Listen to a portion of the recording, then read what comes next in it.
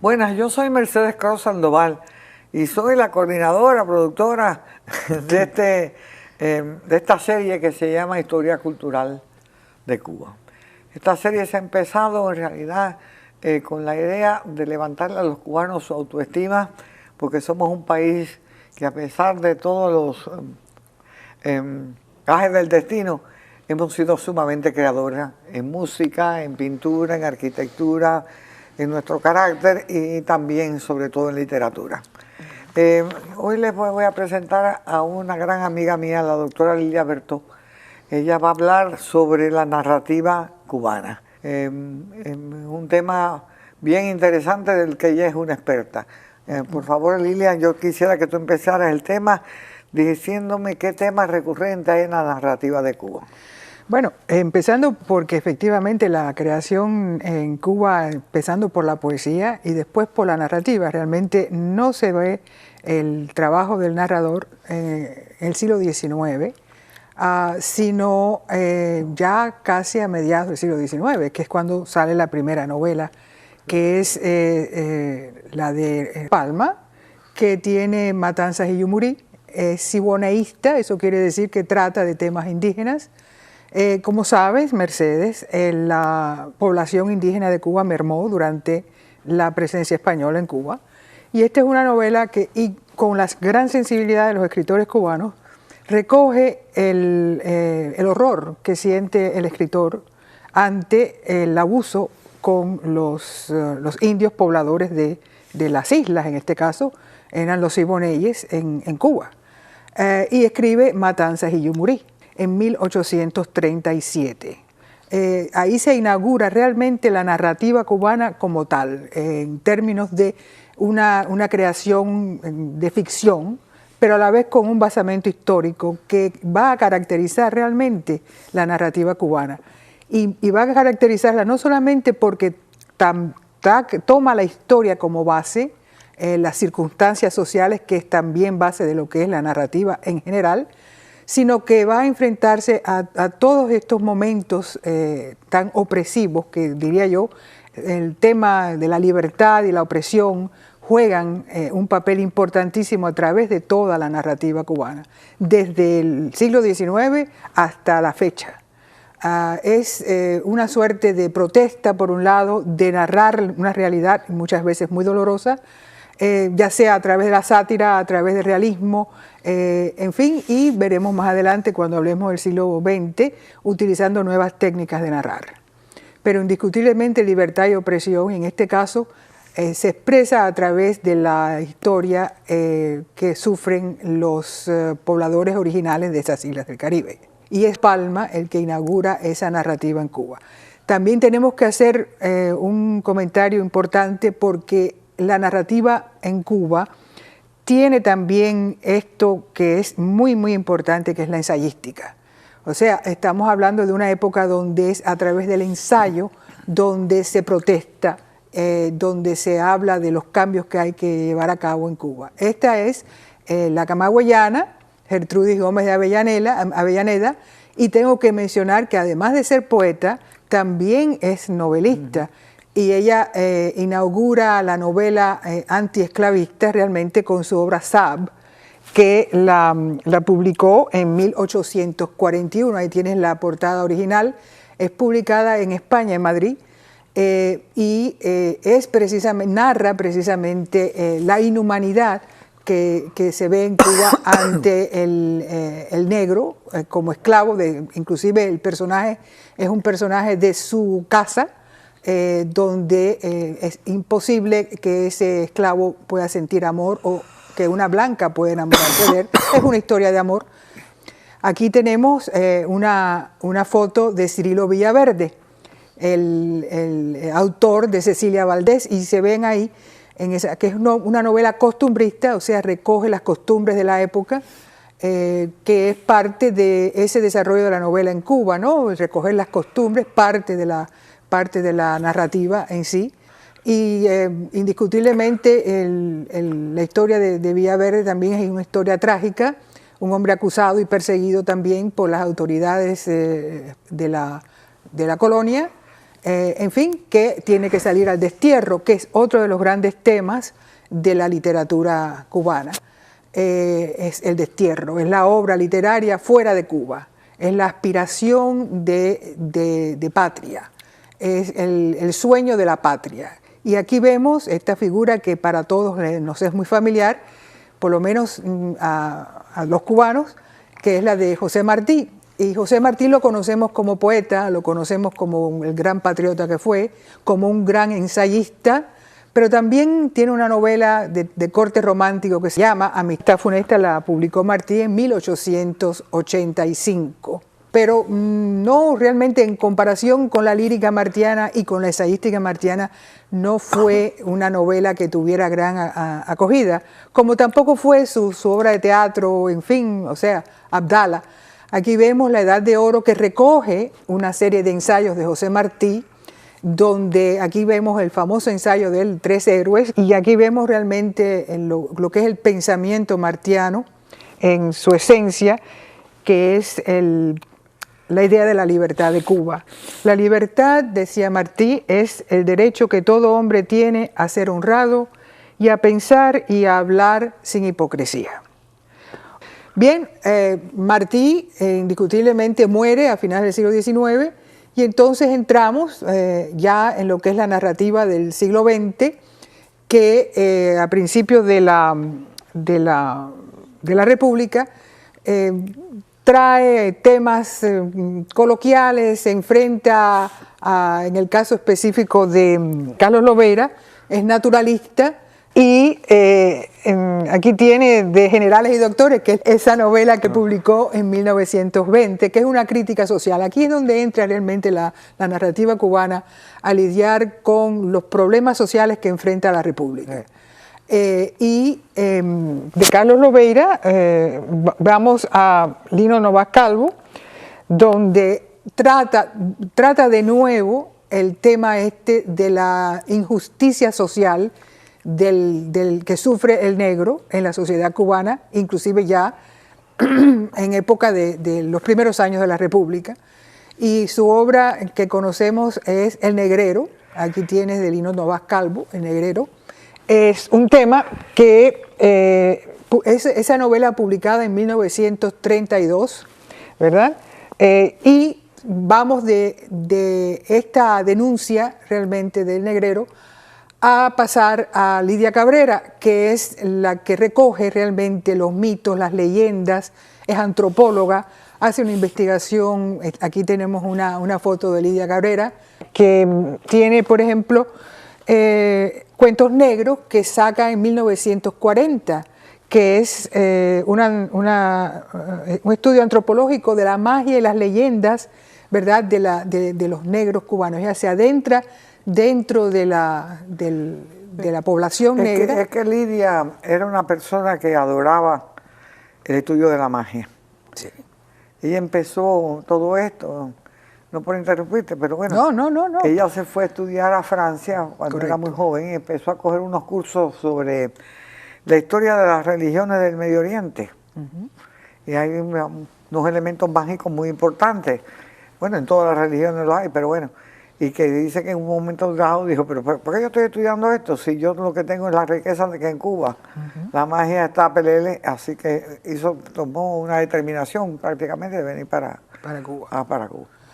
Entonces, recogiendo el mismo tema de la negritud, porque ya no se habla de esclavitud, sino de negritud, es Alejo Carpentier, que sacó el libro Ecueyambao. Aquí está, que todo se haga por Dios, Dios es todopoderoso, lo que quiere decir Ecueyambao. Esa es la foto de Alejo Carpentier, un individuo de una gran producción literaria, e inaugura realmente lo que se llamó en Cuba el realismo mágico.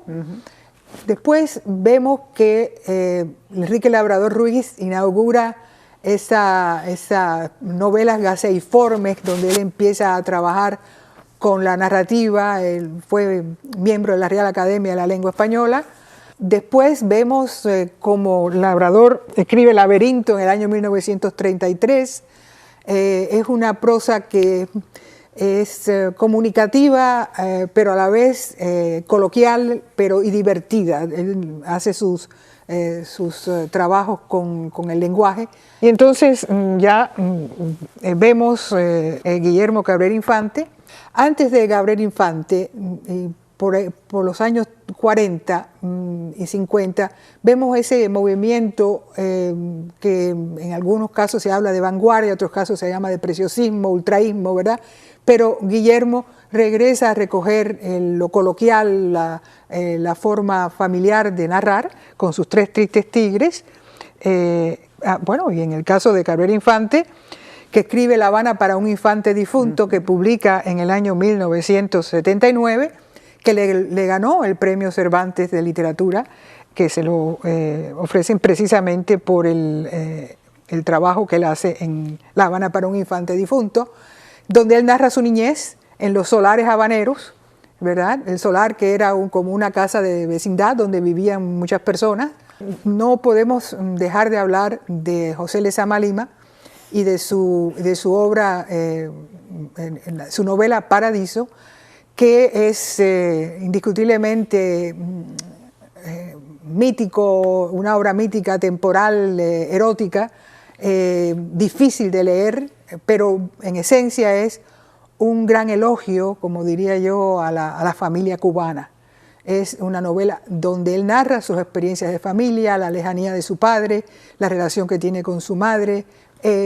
Comienza Paradiso aquí en el norte de la Florida, porque su padre estaba destacado en el norte de la Florida, era militar, y Lezama recoge toda esa experiencia de crecer y formarse, ¿verdad?, dentro del seno familiar, pasando por todas sus etapas de adolescencia, de pubertad, en fin, y esa es la obra Paradiso. Después, como es natural, vemos que empiezan los cubanos a salir. Este es Edmundo Desnoes, que escribe Memorias del Subdesarrollo al principio de la época de la Revolución. Por cierto, también eventualmente sale al exilio. Edmundo Desnoes todavía vive aquí en los Estados Unidos. A Severo Sarduí, que sale para Francia. O sea, vemos escritores que vienen para los Estados Unidos, otros que van para Francia, para Inglaterra, para España, en fin. Es realmente Severo, la diáspora cubana que va por todas partes del mundo, ¿no?, como resultado de esa revolución. Severo experimenta con el lenguaje, la novela experimental, Cobra, que la publica en 1972, y vemos ya que en el año 1980 sale de Cuba, y por cierto ya aquí en los Estados Unidos había una gran cantidad de personas, estaba Labrador Ruiz, Lidia Cabrera, Belkis Cusa Malé, y sale otro grupo de escritores en el año 1980, de narradores, que se llamó el Grupo del Mariel, que es resultado de que le llamaron el marielismo. Baeza Flores le llama el marielismo a esa generación que sale de Cuba en 1980, porque ya han experimentado una Cuba completamente diferente. Y aquí vemos la foto de Arenas. Esto es aquí en los Estados Unidos. Reinaldo, el más prolífico de estos escritores, escribió en el 67 Celestino antes del alba, que le ganó el premio de la Casa de las Américas, pero que después a Reinaldo lo fueron marginando indiscutiblemente. Y esta es la gran novela de Reinaldo, que se llamó El Mundo Alucinante.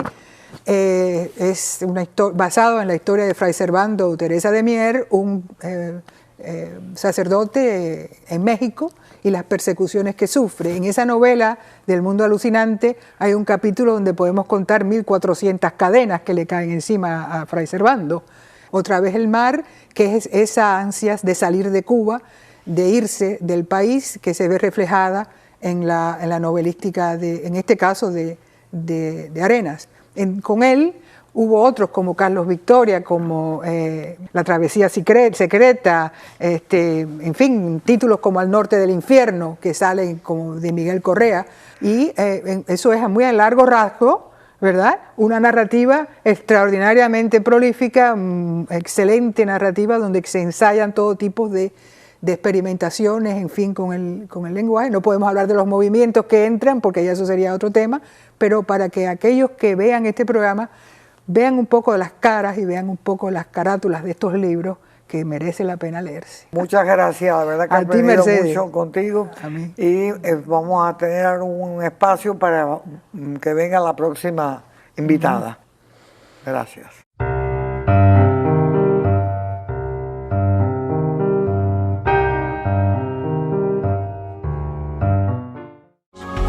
You're watching MDC TV.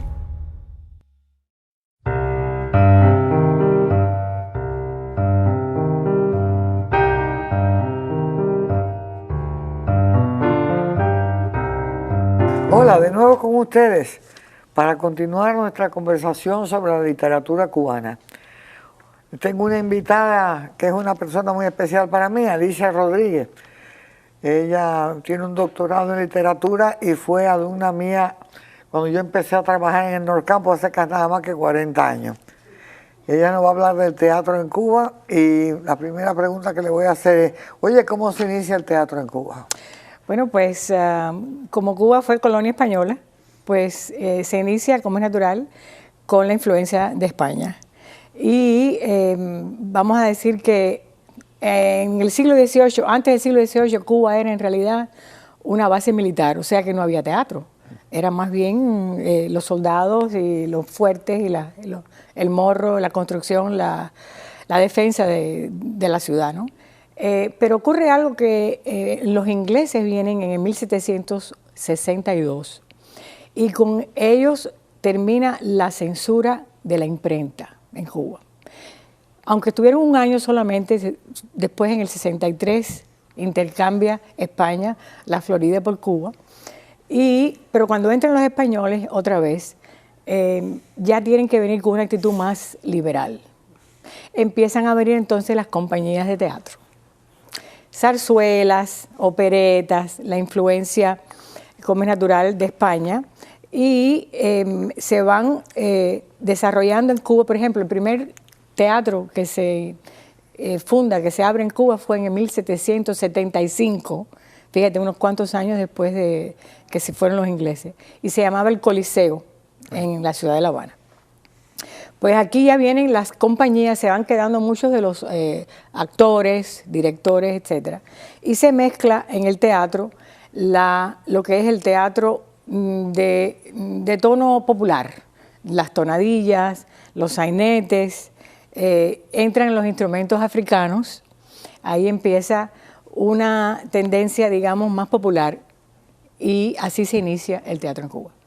También es cierto que a fines del siglo XVIII en Cuba se empieza a consolidar una población mucho más estable. Crece la población enormemente con censo de la Torre y hay un poco de auge económico traído en parte por la libertad de comercio que tú dijiste, y por lo tanto se crea una población permanente más estable. Y por eso el siglo cubano en realidad es el siglo XIX.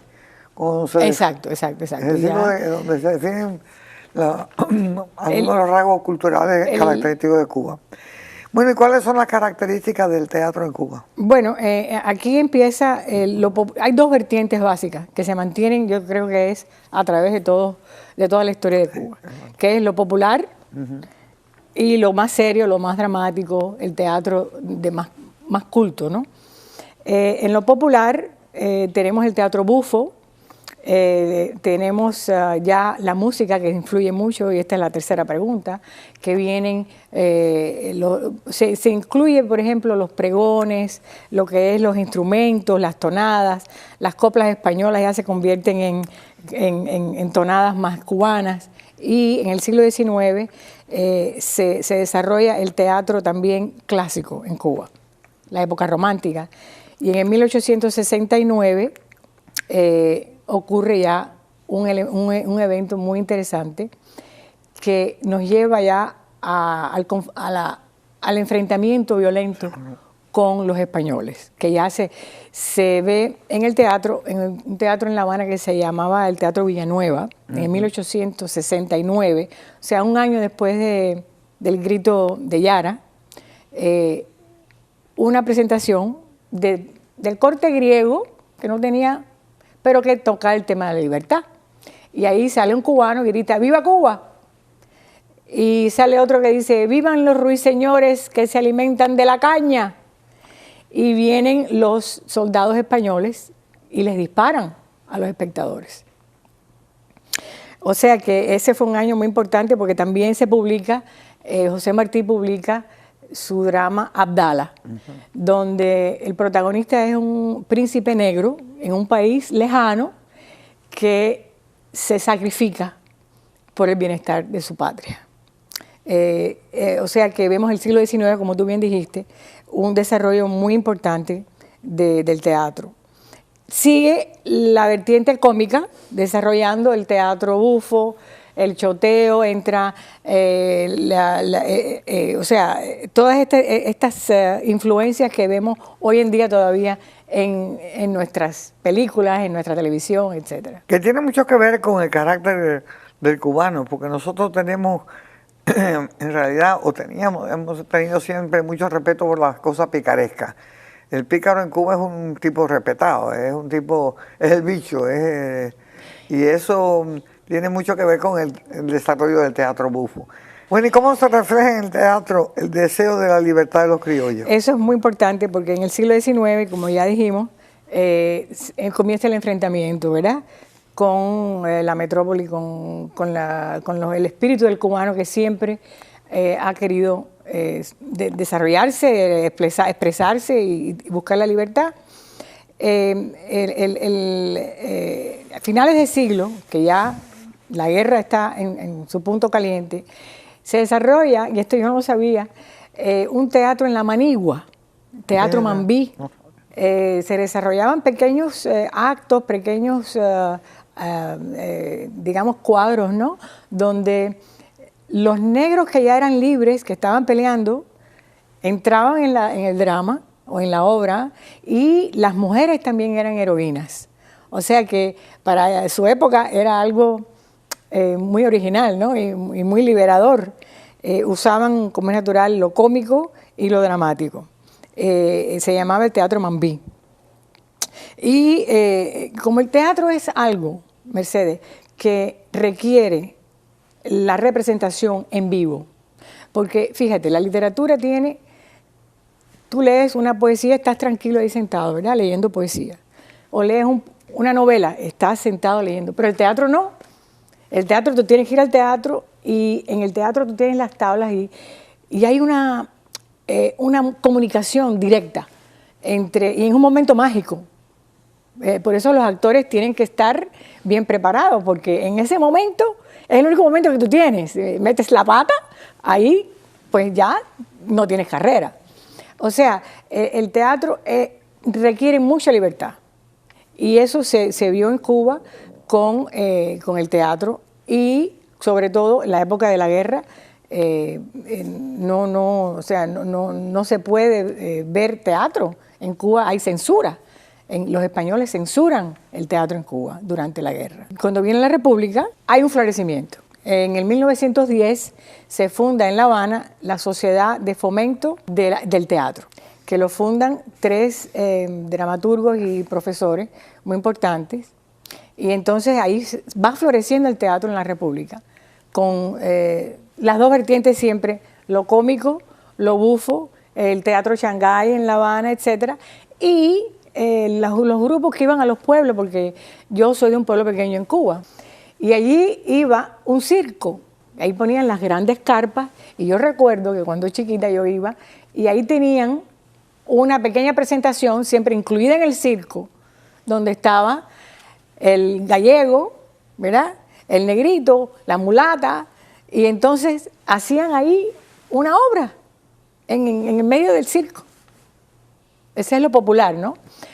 Lo serio, pues como es natural, ya incluye los escritores que se desarrollan en La Habana, y yo creo, según en mi opinión, uno de los más grandes es Virgilio Piñera. Y ahí se incluyen los temas de crítica social, se manifiestan las preocupaciones del pueblo cubano, lo económico, lo político, y la familia, la separación de la familia. Virgilio Piñera, después, porque Virgilio Piñera escribió desde los 40 hasta los 60, sea que, y tuvo que salir de Cuba también, hablando de cómo los escritores han tenido, tuvo que salir y vivió en Argentina, tengo entendido, por varios años.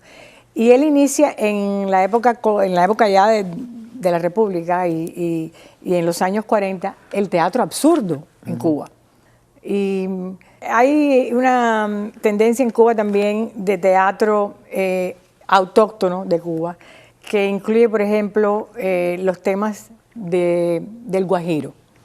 Está El alma guajira, se llama así la obra, una obra muy importante que se llama Alma Guajira, que incluye inclusive un guateque en escena. Tiene la influencia de la música del punto guajiro, de la poesía dentro de lo que es el teatro, o sea, se unen, ¿verdad? Sí. Muchas tendencias de esa época, ¿no? ¿Cuáles son los temas recurrentes? Tenemos, como ya hemos dicho, temas que son muy importantes. La familia.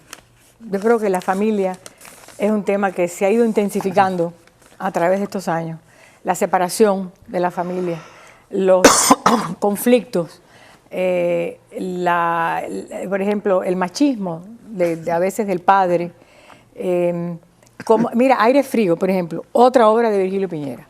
Ahí, fíjate cómo se toca la represión y cómo el cubano, sobre todo en el teatro, que es tan difícil combatir la censura en el teatro. Luz Marina, que es la protagonista, su agonía constante es el calor. Y entonces es constantemente, ¡qué calor! ¡Ay, qué calor! ¡Ay, qué calor!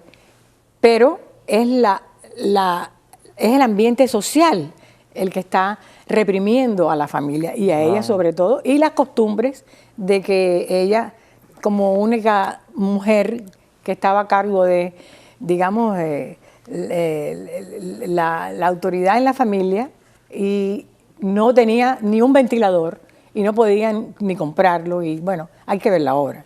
Aire Frío es fabulosa. Y el escapismo, hablando de los temas, yo te diría que tenemos el escapismo, el sueño sale también muy importante, el choteo. Todas las tragedias tienen que tener algo de cómico, son tragicomedias en Cuba. Y son muy buenas, yo creo que es un teatro maravilloso, que hay que ir a verlo, que hay que apoyarlo, y es muy rico. Y se varía mucho. Por ejemplo, hay obras que han puesto en Cuba, que se ponen en Miami, con una variante que ya se aplica más al exilio. Una de esas fue Santa Camila de La Habana Vieja, que se puso en Cuba y aquí ya se puso con otras variantes de la búsqueda de la libertad, etc. La gente, yo siempre he dicho a mis amistades, lo que hacen la identidad son los artistas. Es verdad. Por mucho que se diga, los hombres de uno se acuerdan de Domingo del Monte y con respeto y cariño y qué sé yo, pero cuando tú estás hablando de una Celia Cruz no necesita ninguna introducción. Y fíjate los elementos también teatrales que usa Celia, sus pelucas, sí, sus colores. O sea, hablando del teatro, ¿no? Es un elemento importantísimo. El cubano es, por naturaleza, es dramático. Pues chica, azúcar. Azúcar. Yo soy Mercedes Cruz Sandoval y me quiero despedir. Por el día de hoy hemos tenido esta serie sobre la literatura que ha estado muy interesante con esta alumna mía, Alicia. Muchas gracias por escucharnos y seguiremos con esta serie de la historia cultural de Cuba. Hasta luego.